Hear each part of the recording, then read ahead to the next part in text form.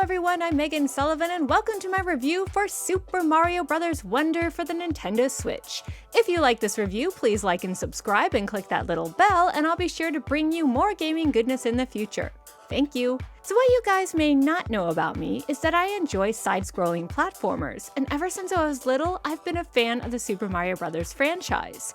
Now, I confess I sort of fell off the bandwagon with the 3D Mario games, even though they're objectively great. I guess I just wanted to enjoy a ye old side-scrolling platformer again, so consider me tickled pink over the existence of Super Mario Bros. Wonder, a new side-scrolling Mario adventure for the Nintendo Switch. Does it meet my nostalgia-fueled expectations, and should you play it even if you're not a Mario fan or a fan of platformers? And I'm sorry guys, but the answer is an enthusiastic yes! This joyfully addictive, hilarious, weird, beautiful, and ingeniously winsome game is a new threshold for the series and a major contender for Game of the Year 2023. But games are expensive, and it's not the only major game coming out this month, cough, Spider-Man 2, cough, so let me make the case for Mario. Super Mario Bros. Wonder takes place in the charming and quirky Flower Kingdom, whose benevolent Prince Florian has invited representatives of the neighboring Mushroom Kingdom, Princess Peach and her envoy of heroes, Mario, Luigi, Daisy, numerous Toads, and of course lots of Yoshis, to a special ceremony. Of course, anywhere Peach and Mario goes, everyone's favorite spiky red-headed Koopa King is bound to show up. But this time, Bowser isn't interested in kidnapping Peach. He wants the Wonder Flower, the most powerful and psychedelic power-up in the Flower Kingdom, which by the way is just floating there, ripe for the taking, so of course Bowser takes it, turns into a castle, and goes on a rampage. And now it's up to the Mario gang to stop him. To do so, they'll need to also get powered up by exploring the kingdom and collecting special seeds that let them cross topographical boundaries, take out the piranha plants defending the Bowser Castle, and ultimately take on the big guy himself. It's a simple premise, but it takes place in a deceptively simple world. The Flower Kingdom is actually divided into 7 distinct areas, each with their own delightful little secrets to discover, both within and without individual dungeons.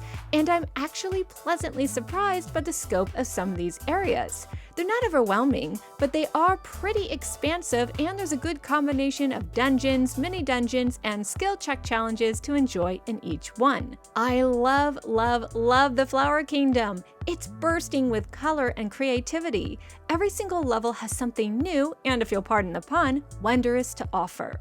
Whether that's new kooky enemies, I love any foe with a ripcord, they're so much fun to pull, or a new environmental obstacle like a jelly-like goo, or the clever use of foregrounds and backgrounds to help the player navigate a tricky passage, I never came across the same type of level twice, which meant I was never bored. I don't want to be too specific about the types of things you'll come across in these levels because half the fun is discovering them for yourself, but let's just say you can tell the developers let their imaginations run wild. There's a mysterious capriciousness about each diminutive world, made all the more wonderfully weird by the presence of wonder flowers. When touched, wonder flowers, often concealed in bricks or tucked away in corners, trigger a psychedelic experience where your character must navigate a kaleidoscope of trippy challenges in order to obtain a wonder seed, a stash of which are needed to remove barriers found on the world map. This is the most hilarious, bonkers feature I've ever come across in a Mario game, and that's saying something. I mean, it was always about magic mushrooms, am I right? This far-out experience is taken to even further heights of absurdity with the addition of 3 wacky new power-ups. And I love them because they're just so silly. There's a new elephant fruit power-up, which lets the Mario gang morph into pachyderms that pack some serious punch, the bubble flower power-up, which lets you knock out enemies by blowing bubbles at them or using the bubbles as a bouncy pad, and the drill mushroom power-up, which lets you burrow underground and bypass obstacles in your way. These new power-ups and the new Wonder Flower mechanic are why every single level in Super Mario Bros. Wonder has such a unique look and feel. By the way, I just want to give a shout out to the lighting and shadow effects. They're great and highlight just how pretty this game is. And the music, while not always memorable, is pretty charming too. By the way, in case you're wondering, who you choose to play as doesn't really matter. Even though every character in this far-out fantasy has their own unique, charming animations and spoken lines, the heroes all play the same. Although I should note the Yoshis and Nabbit are for beginners, and they won't take any damage, although they can still fall and can't use power-ups. At first I was a little disappointed by the lack of character abilities. I still have fond memories of Super Mario Bros. 2 where every character controlled in a very unique way. And yes, I'm aware that was a reskinned version of Doki Doki Panic, don't at me. But once I became familiar with the new badge system, it made a lot of sense. The badge system is the biggest new addition to the series. These badges, scattered throughout the Flower Kingdom, allow your chosen hero to access all sorts of spiffy abilities that were once regulated to just 1 or 2 characters. One badge lets Mario and his friends jump higher, another lets them gently glide down to Earth, another lets them swim faster, one lets them bounce off of lava, etc., etc.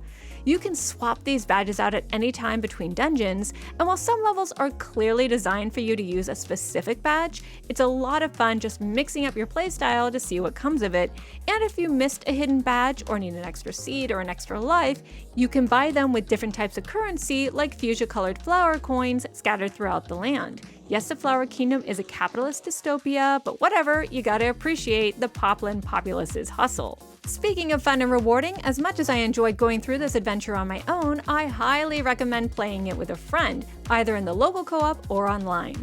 Both options are a blast. I had such a great time playing with my brother as we both ran Piggly Wiggly through a series of badge challenges, which are the skill check challenges I talked about earlier, zany dungeons, and the hilarious minigames known as break time.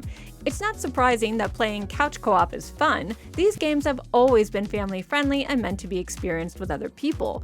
But what did surprise me is how much I enjoyed the online component. Not only can you invite friends to play with you over the internet, but I love the new Soulsborne-esque Phantom system. Whenever you connect online, you'll see other players running around the Flower Kingdom at the same time you are.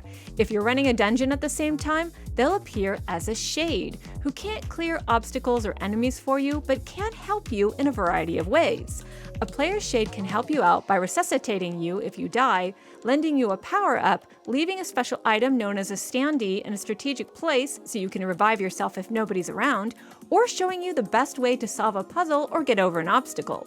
Helping total strangers and being helped in return is so wholesome, and every time you help a player, you earn hearts, which don't actually do anything useful, but do signal to other players you're a good, kind soul. And that in itself is a badge of honor.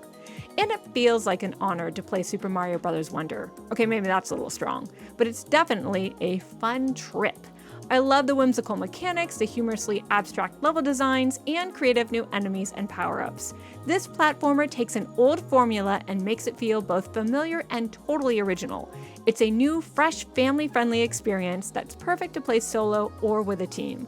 I know it's a crowded field out there right now in the gaming world, but if you need just pure joy in your life, then Super Mario Bros. Wonder is for you. It's just wonderful. Thanks so much for watching, guys. See you later.